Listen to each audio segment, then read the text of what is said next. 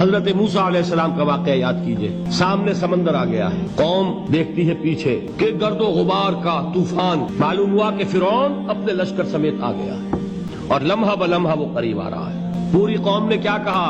اے موسیٰ ہم کو پکڑے گئے.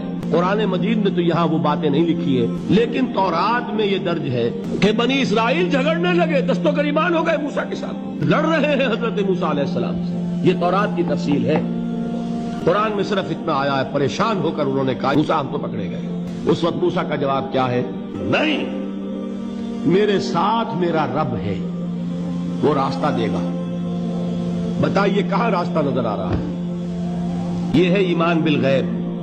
راستہ نظر نہ آئے تب اللہ پر یقین ایمان ہے. جیب میں پیسے ہوں اور تب دل کو اطمینان ہے، تو ایمان کس پر ہوا؟ پیسے پر، اللہ پر نہیں.